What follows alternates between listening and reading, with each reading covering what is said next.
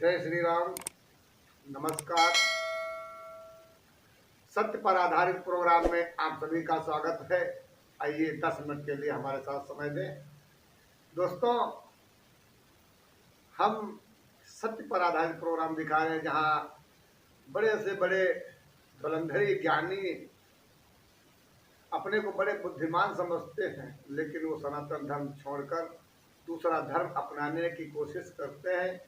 कहाँ जाओगे जानी, सकल ब्रह्मांड में हम फैले हैं। अगर एक वृक्ष की डाली पर कूद कर दो भाग पर बैठे हो तो वो तुम्हारी डाली है, लेकिन हम तो पूरे वृक्ष हैं, सकल ब्रह्मांड में छाए हैं। तो उसी पर आधारित प्रोग्राम में आप सभी का स्वागत है। और चलिए ध्यान दीजिए। जात पात पूछे ना कोई, हरि का भजे सो हरि का होई। घटना है उस समय की। मैं गरीब परिवार से हूँ, लेकिन गुब्बारे का काम हम करते थे। गुब्बारे बेचते, यज्ञ में, मेलों में अपना जीवन निर्वाह करते। तो समय है जनपद लखीमपुर खीरी, सीतापुर हर गांव में पड़ता है कि गुरधपा। जी हाँ, ये गुरधपा की कहानी है। हम जो भी सत्य पर आधारित प्रोग्राम दिखा रहे हैं, एक एक शब्दों का हमारे पास उत्तर है इसका, और प्रमाण भी है। मेला बहुत अच्छा हो रहा था, लोग बहुत भीड़ थी। लगभग 12-13 सामियाना का मेला। सोचो कितना बड़ा मेला होगा। बहुत बड़ा ग्राउंड पंडाल था। सैकड़ों नहीं, हजारों लाउड स्पीकर लगे थे। सोच लीजिए कितना बड़ा मेला, कितना बड़ा यज्ञ हो रहा था। एक व्यक्ति सुबह चाय से पानी तक पूरा नाश्ता, एक व्यक्ति दोपहर का कोई और, शाम को कोई और। बड़ा अच्छा प्रोग्राम था वहाँ के महापुरुषों का कि बड़ा, यानी एक एक चीज ले लो। और 9 दिन का मेला था, तो 9 त्रिक 27 आदमियों ने, 27 भक्तों ने एक संगठन बना तैयार किया और मेला करवा रहे थे।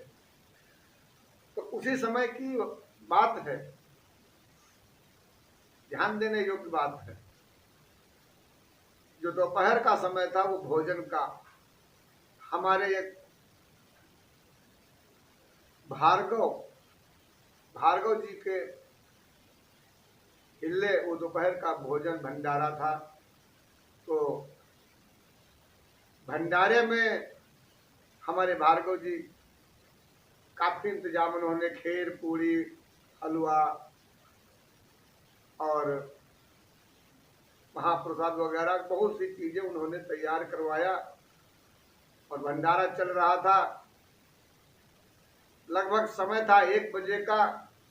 कुछ लोगों ने हम जैसे दुकानदारों के पास आए और कहा भैया भोजन करो चल के। तो हमने कहा चलिए हम इन दुकानदारों की दुकानें तके हैं और आप जाइए, सभी लोग भोजन प्रसाद ग्रहण कराइए, सभी पा लेंगे, उसके बाद में हम पा लेंगे। कहा हाँ ठीक है जाओ। वहां कुछ लोगों ने विलंब कर दिया और बेचारे दुकानदार 1 घंटे बैठे रहे। 1-1.5 घंटे दुकानदार बैठे रहे, कोई भोजन परसने वाला वहां नहीं आया। बेचारे दुकानदार वो भूखे प्यासे वापस चले आए। बताया, कहा बंसी वाले वहां कोई भंडारा परसने वाला नहीं है। हमने कहा अच्छा ये बात है। तो भाई समय बीता, ये बात भार्गव जी को जब पता चली तो उन्होंने कहा चलो महाराज जी हम आपको अपने हाथों से खिलाते हैं। तो हमने कहा भैया वो दुकानदार जब आए उनको नहीं किसी ने भोजन दिया उस यज्ञ में।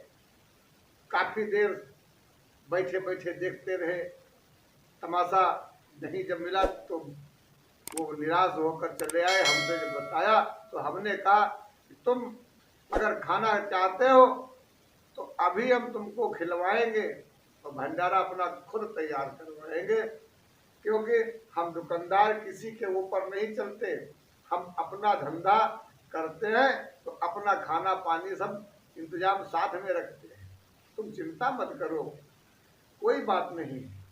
कहा ठीक है, शाम को फिर भंडारा तैयार होगा, अब दिन में किसी भी प्रकार से काम चला लिया जाएगा नाश्ता वगैरह करके। ये बात जब भार्गव जी को पता चली कि वहाँ दुकानदार लोग गए थे और उनको किसी ने भोजन नहीं दिया, तो वो बेचारे भोले भाले भक्त शिरोमणि दौड़ते हुए चले आए। कहा महाराज जी, भाई आप लोगों ने भंडारा क्यों नहीं किया, क्या कोई गलती हो गई? हमने कहा कोई गलती नहीं हुई आपसे, आप तो आपके हिले एक शिफ्ट दी गई जो आपने बखूबी उसे निभाया है, हर प्रकार से हर व्यवस्था किया है, लेकिन जो वहाँ पर परोसने वाले थे, भंडारा जो समस्या देखने वाले थे, वो वहाँ पर ढीला हो गए। उन्होंने भंडारे को खंडन करना चाहा, लेकिन ऐसा ईश्वर को मंजूर नहीं, तो हम क्या कर सकते हो। दोस्तों, वो भार्गव जी खुशामद कर रहे थे, उनके साथ हनुमानगढ़ी के हमारे संत शिरोमणि भी वहाँ, उनके द्वारा वो यज्ञ हो रहा था। संत भगवान ने भेजा, कहा नहीं, सबको बुला के लाओ, कोई भी व्यक्ति बचना नहीं चाहिए, हर दुकानदार को, छोटा हो चाहे बड़ा हो, गांव का हो या बाहर का हो, सभी को भंडारे में निमंत्रण है, सभी लोग प्रसाद ग्रहण करें। हम लोगों के पास संदेश आया, हम लोगों ने इधर से सुना इधर निकाल दिया, फिर दूसरा आया, इधर से सुना इधर से निकाल दिया, फिर तीसरा आया, इधर से सुना उधर से निकाल दिया। जब किसी भी दुकानदार के पास जाते तो वो दुकानदार उंगली से उठा देता, कहता उस बंसी वाले के पास जाओ, उस गुब्बारा वाले के पास जाओ, वो कहेगा तो हम लोग प्रसाद ग्रहण करने जाएंगे, अन्यथा हम लोग नहीं जाएंगे। अच्छा सम्मान सत्कार प्रेम हमें बचपन से ही मिलता रहा है। किसी भी यज्ञ भंडारे में जाते, रास लीला रामलीला में, तो वहाँ हमें नाश्ता खाना पानी हर व्यवस्था हमें पहले मिलती, ये ईश्वर की कृपा है।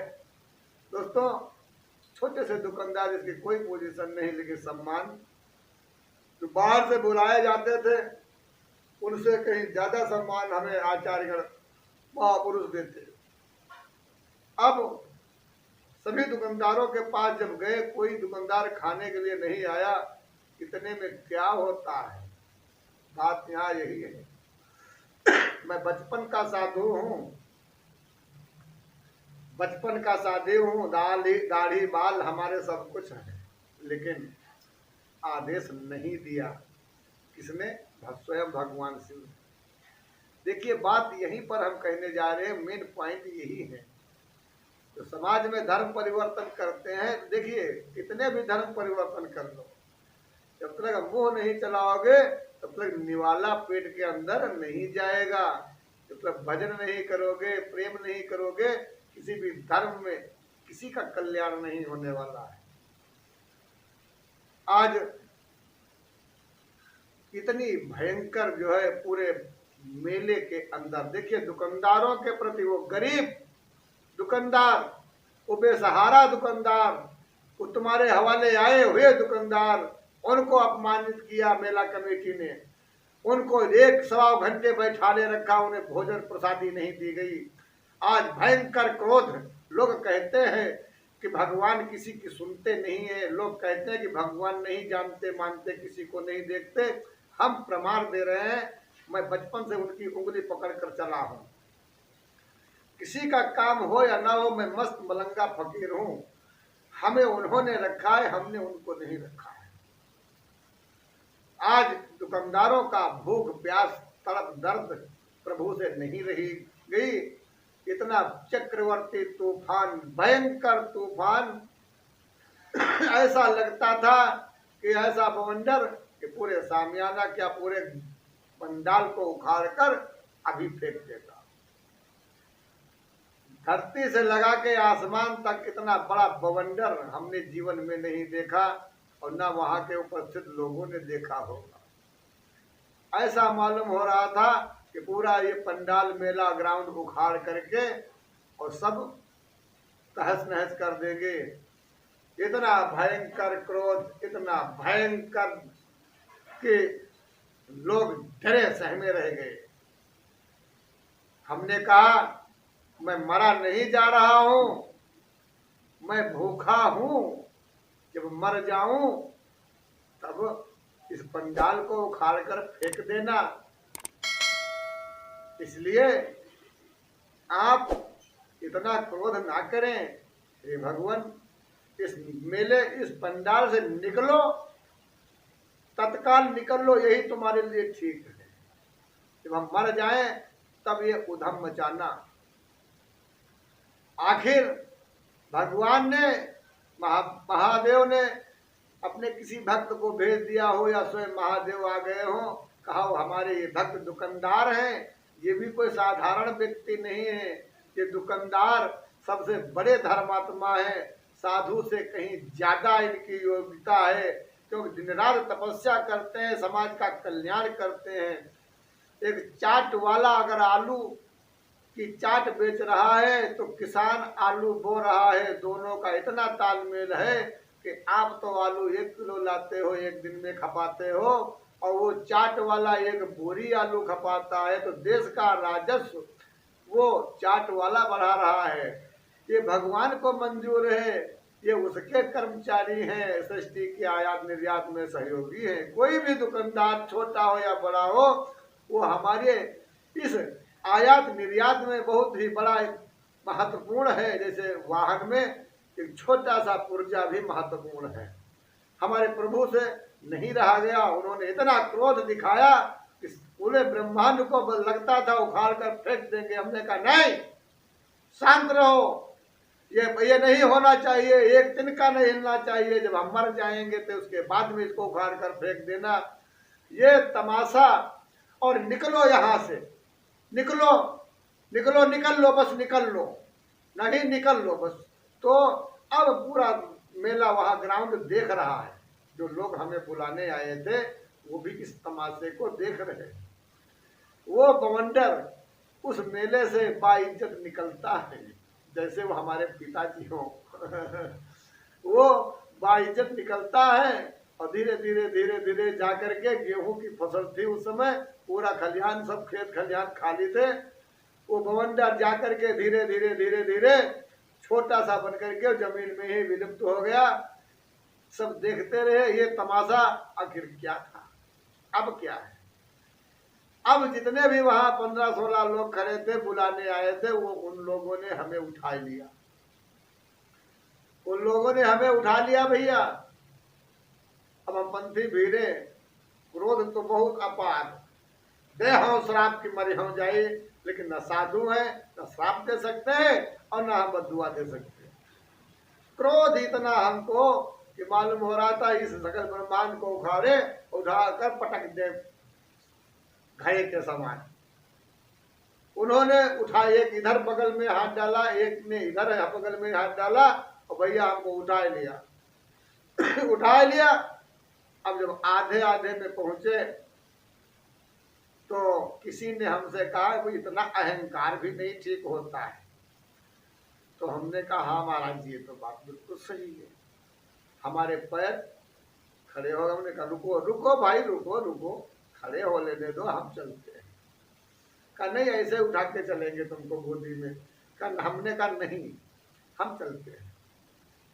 गए, खीर, पूरी, सब्जी, महाप्रसाद, सब कुछ बड़ा सुंदर सुंदर उन्होंने आकर के श्रृंगार जैसे होता है ऐसे सजा दिया था। अब क्या हुआ, भूत तो सवार था, उन्होंने पता नहीं क्या किया, वो दाल चावल खीर पूरी सब नोच करके एक में ढेर लगाया और सीताराम लगाया भोग, सीताराम। हमारे स्वामी जी देखते रहे, कहा शाम को बुलवाया, कहा बेटा आज हम तबला बजाएंगे और तुम बंसी बजाना। 17 रुपए मिले इनाम के। पहला जो है पुरस्कार 17 रुपए मिला, हमने उसी में दान कर दिया और बड़ा अच्छा लगा।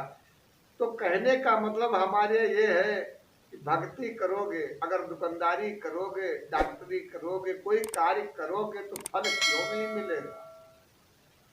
और डिग्री पढ़ करके डॉक्टर हो गए और वहाँ रिश्वत दलाली करने लगे, किसी ने तुमको पकड़ लिया उठा के ब्लॉक कर दिया, कहोगे भगवान ने ये क्या किया। गलतियां आप करते हो भाई। तुम्हारा मोबाइल पूरा फटा पुराना कुच्चा है और तुम कहो बहुत बड़े वाले मैकेनिक हो, इस मोबाइल को बना कर दिखाओ, इससे हमें बात कराओ। भैया तुम्हारा मोबाइल खराब है, तुम कैसे बात करवा सकते हैं। उस मोबाइल को उसको संभालो, अगर छोटी मोटी कमी है तो हम उसे बना देंगे, अगर बहुत बड़ी कमी है तो दूसरा मोबाइल लेना पड़ेगा, यानी तुम्हें दूसरा जन्म लेना पड़ेगा। अगर तुम्हारे अंदर वो लायका नहीं है तो दोस्तों भक्ति करो प्रभु की, क्यों नहीं सुनेंगे। कभी तो दीनानाथ के भनक पड़ेगी कान, और कभी तो पड़ेगी, अवश्य पड़ती है। लेकिन कहो हे भगवान हमको किसी की देख दे दो, आके हमें किसी की संपत्ति दे दो, तो ये नहीं वो करते हैं। मेहनत करो, तुम्हें देंगे, तुम्हारे धंधे में देंगे, तुम्हारी मेहनत में देंगे। किसी की संपत्ति वो नहीं दे सकते। कर्म करो, फल की चिंता मत करो। यही हमको जीवन भर सिखाया है, यही हम आपको भी बता रहे हैं। हमारे पास जब धंधा करते तो छुट्टे पैसे नहीं होते थे।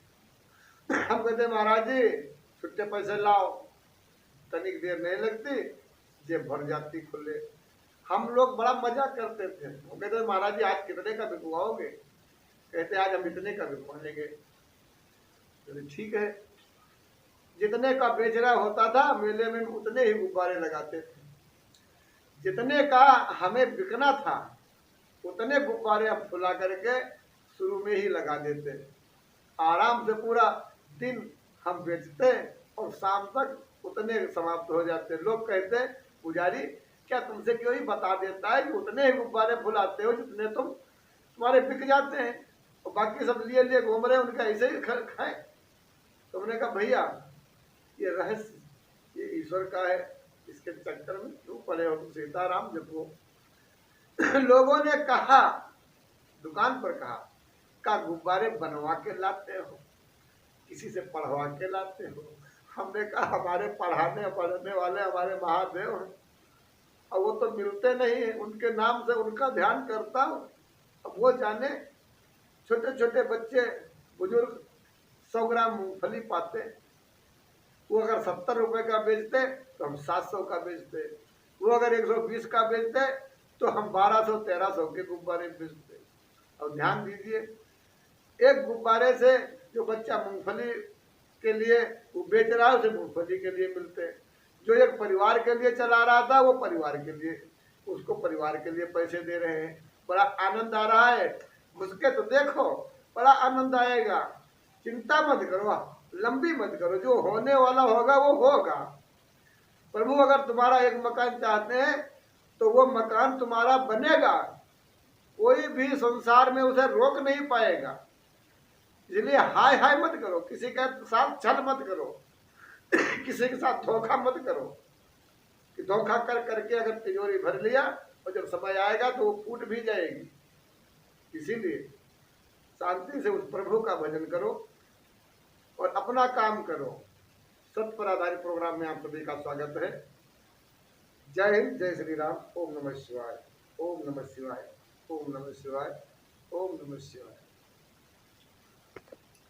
तो दोस्तों अपना धंधा करें और अपना परिवार चलाएं, किसी लालच में ना पड़ करके जो पाप कर्म कर डाले, जो उस छोटे से घुन से पूरा भंडार भूल जाए।